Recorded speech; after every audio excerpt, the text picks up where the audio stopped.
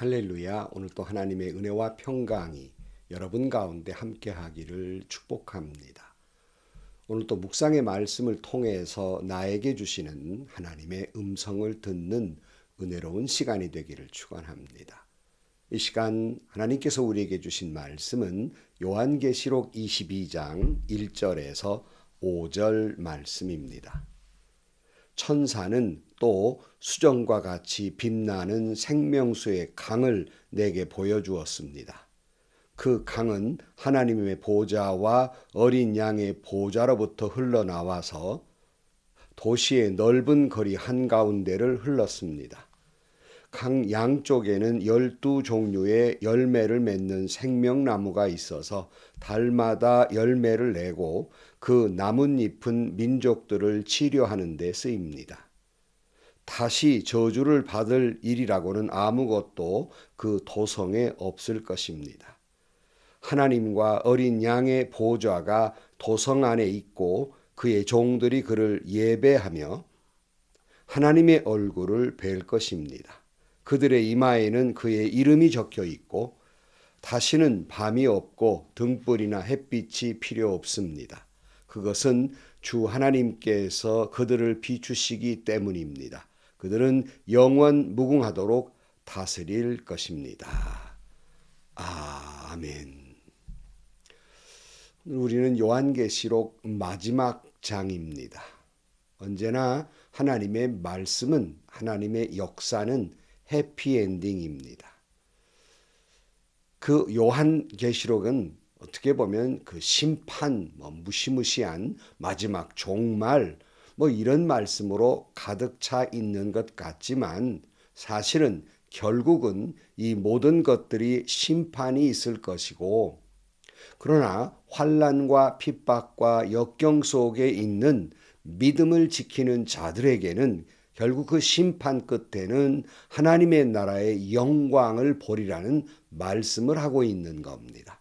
그러기에 오늘 그 핍박과 고통 속에서 믿음을 지키며 하나님의 거룩한 신부가 되어 주의 나라에 들어가 주님을 경배하고 거룩한 영광에 동참하라고 당시에 핍박받고 있는 초대교회 교인들에게, 그리고 오늘 여러 가지 어려움 가운데 있는 성도들에게 위로와 격려와 용기와 소망을 주시는 말씀이 바로 요한계시록입니다.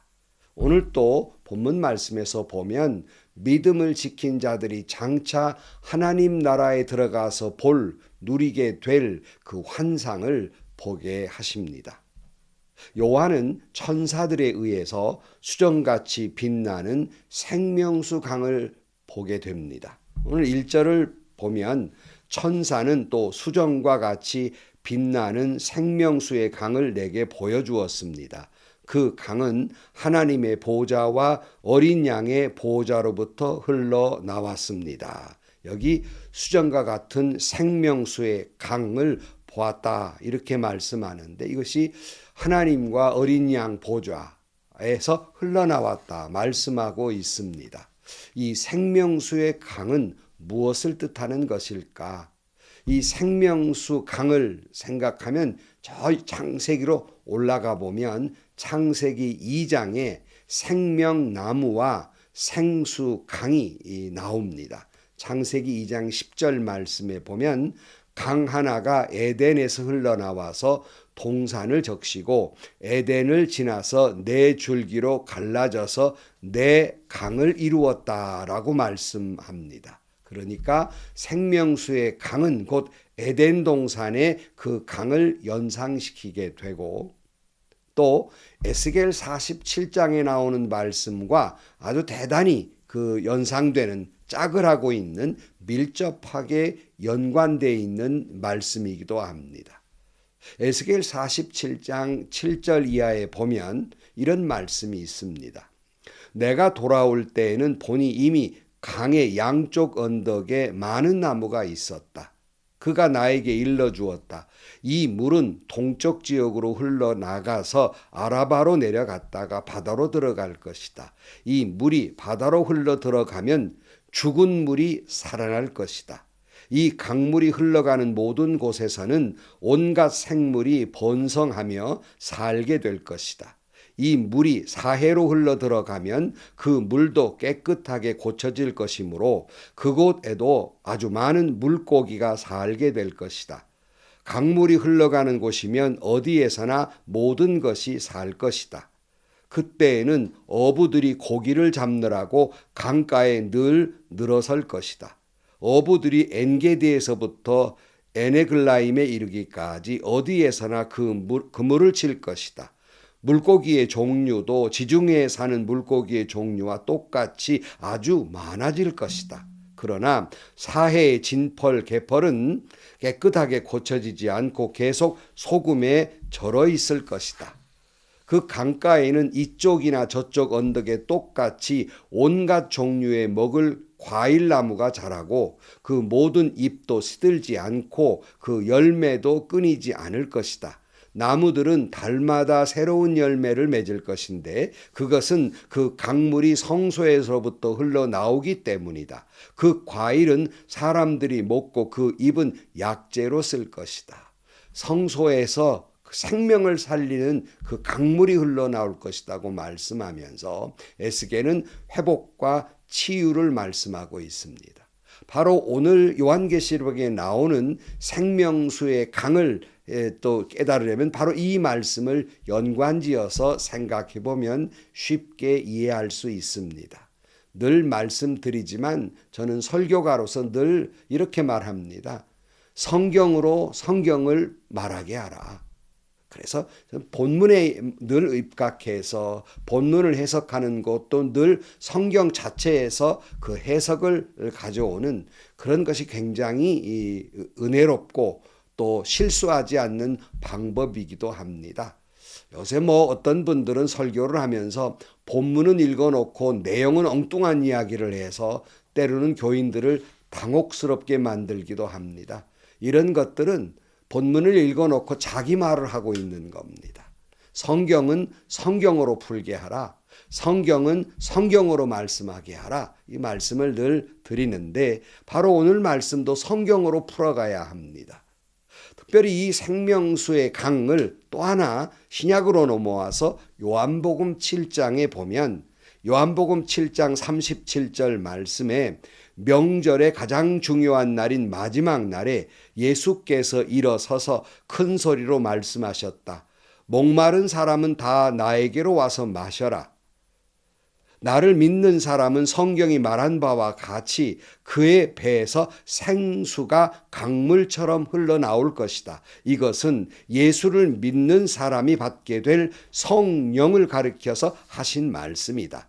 예수께서 아직 영광을 받지 않으셨으므로 성령이 아직 사람들에게 오시지 않았다 말씀하면서 요한복음에는 성도들의 배에서 이제 생수의 강이 흘러 넘칠 것인데 이것은 바로 예수를 믿는 사람이 받게 될 성령을 가리켜서 말씀하시는 것이다 라고 말씀합니다. 곧 성도들에게 성령이 임하실 때 예수를 주라 시인하게 되고 그들이 성령 충만할 때 그들의 배에서 생수의 강이 흘러 넘치게 되고 성령의 열매를 맺게 되는 겁니다. 성령의 열매는 무엇입니까? 갈라디아 5장 22절 말씀 그러나 성령의 열매는 사랑과 기쁨과 화평과 인내와 친절과 선함과 신실과 온유와 절제입니다. 인격적 변화를 이야기하는 것이죠. 그러니까 성도가 성령 충만해서 예수를 주라 시인하고 그리고 그들의 온통 인격이 예수를 닮은 인격으로 변화돼서 주님의 사랑의 사람이 되고 그의 얼굴에 인친 것처럼 얼굴에 그리스도가 나타나고 그리고 생수의 강이 그 배에 흘러 넘쳐서 다른 사람들에게 흘러 들어가게 하는 겁니다. 즉 예수 그리스도의 사랑의 인격으로 예수 그리스도의 사랑을 다른 사람들에게 흘러 들어가게 하는 것 이것이 바로 성도들의 배에서 성령의 강이 흘러 넘치게 되는 모습이기도 합니다. 사랑하는 성도 여러분, 바라기는 여러분에게 성령의 강이 여러분 안에 흘러 넘치게 되고 그 흘러 넘친 그 성령의 은혜가 열매가 다른 사람들에게 흘러 들어가게 하는 놀라운 역사가 있기를 축복합니다.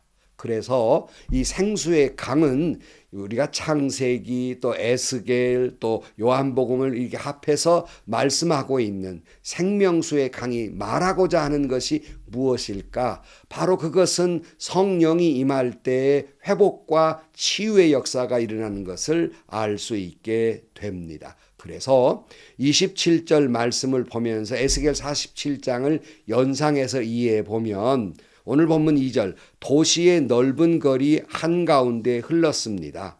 강 양쪽에는 12종류의 열매를 맺는 생명나무가 있어서 달마다 열매를 내고 그 나뭇잎은 민족들을 치료하는 데 쓰입니다. 그러니까 생명나무가 살아나가지고 달마다 열매를 맺고 회복이죠. 그 다음에 그 나뭇잎은 민족을 치료하는 데 쓴다. 치유를 말씀하고 있는 겁니다. 주님의 심판하심은 세상을 완전히 망가뜨리려는 것이 아니라 다시 회복의 그 목적이 있는 거예요. 새드 엔딩이 아니라 해피 엔딩의 목적이 있다는 말씀입니다. 회복시키고 치유하기 위해서 심판하시는 것이라는 말씀입니다. 그래서 그 주의 영광을 보는 하나님의 나라에서 3절에 보면 다시 저주받을 일이라고는 아무것도 그 도성에 없을 것입니다. 하나님과 어린 양의 보좌가 도성 안에 있고 그의 종들이 그를 예배하며 그랬어요. 그러니까 온전히 회복될 때, 온전히 치유될 때 다시는 저주 같은 것이 없을 것이고 그 은혜 받은 성도들이 다 하나님 앞에 예배를 드리게 될 것이다. 이렇게 말씀하고 있습니다. 다른 번역에는 섬긴다라고 번역하고 있습니다만은 성도의 최고의 섬김, 그 예배를 서비스라고 그러잖아요. 최고의 섬김은 바로 예배에 있는 것입니다. 4절입니다. 하나님의 얼굴을 뵐 것입니다. 그들의 이마에는 그의 이름이 적혀 있고 다시는 밤이 없고 등불이나 햇빛이 필요 없습니다. 그것은 주 하나님께서 그들을 비추시기 때문입니다. 그들은 영원 무궁하도록 다스릴 것입니다. 우리가 완전히 회복된 하나님의 나라에서 지금은 그림자처럼 보이지만 온전히 주님의 얼굴을 보게 될 것이고 여기 그 이마에 하나님의 이름이 적혀 있다는 것은 하나님의 소유가 된 백성이 되었다 하는 말씀입니다. 다시는 밤이 없고 그러니까 달도 해도 등불도 필요 없고 왜냐하면 빛 되신 하나님의 영광이 있고 주님이 계시기 때문에 밝은 빛 되신 주님이 계시기 때문에 다시는 어두움도 없고 저주도 없고 주님이 우리를 다스릴 것이기 때문에 다시는 눈물도 고통도 질병도 없는 나라가 될 것이다 하는 말씀입니다. 여러분, 이 말씀을 여러분 보면서 마지막 날에 우리가 누리게 될 천국의 아름다운 영광의 모습을 보는 것 같습니까? 아마 저도 역시 말의 한계, 언어의 한계가 있어서 제대로 다 표현하지 못하고 있습니다만은 우리가 이걸 가만히 눈 감고 꿈을 꾸면 얼마나 영광스러운 자리인지 하나님이 계시고 주님이 계시고 성령의 생명수의 강물이 흘러 넘쳐서 그저 죄로 인해서 무너졌던 모든 것들이 다 회복되고 강물이 흐르고 회복되고 모든 민족이 치유되고 다시는 곡하는 것이나 저주하는 것이나 고통이 없을 것이고 눈물이 없을 것이고 성령의 은혜로 넘치는 성도들이 하나님께 영광스럽게 모든 민족이 일어나 주님 앞에 찬양하며 경배하며 예배드리게 될 때 우리는 하나님의 얼굴을 뵙게 될 것이고 우리는 하나님의 소유된 백성이라고 주님이 인정해 주실 것이며 어떤 밝은 빛도 필요 없는 그런 은혜가 넘치는 그런 모습 여러분 생각만 해도 얼마나 영광스럽고 아름다운 모습이고 정말 우리가 그리게 되는 모습이 아니겠습니까? 온전히 이렇게 완성될 하나님의 나라 천국을 꿈꾸면서 오늘 또 그 소망 삼고 오늘 또 어떤 어려움 속에서 흔들리지 않는 믿음을 가지고 오늘 주님이 나에게 주신 사명을 다 감당하는 저와 여러분들이 되시기를 주의 이름으로 간절히 축원합니다. 기도하시겠습니다. 하나님 아버지, 또 우리는 비록 이 환난 많은 세상 가운데 살아가고 있지만 주님이 다시 오시고 세상을 심판하고 믿음을 지킨 거룩한 백성들이 갈 하나님의 나라를 꿈꾸면서 다시는 곡하는 것이나 저주하는 것이나 아픈 것이 없는 하나님의 나라, 주의 영광으로 가득 찬 주님의 나라를 꿈꾸면서 오늘 또 환난 많은 세상 속에서 믿음을 지키며 승리해 나아갈 수 있도록 도와주옵소서.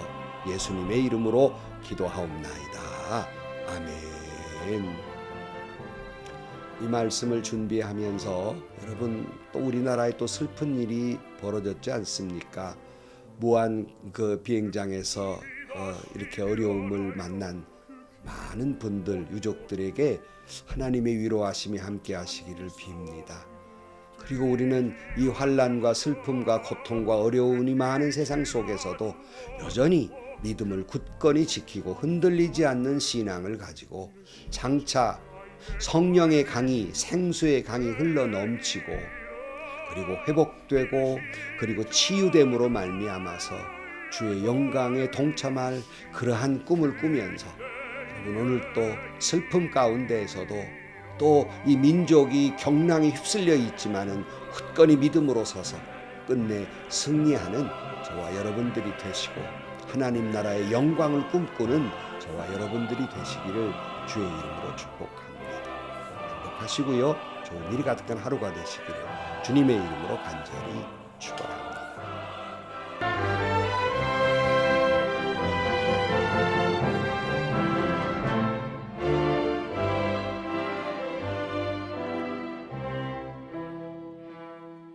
그 꿈이 다시 변하여 이 세상 다가고 그 땅을 내가 본 그 유리바다와 그 후에 환한 영광이 다 장에 비치니 그 성에 들어가는 자 참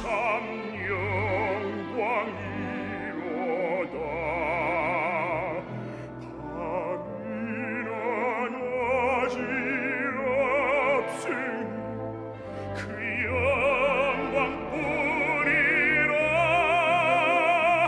이 영광 예루살렘 성 영원한 것일세. 이 영광 예루살렘 성 참 빛난 것일세.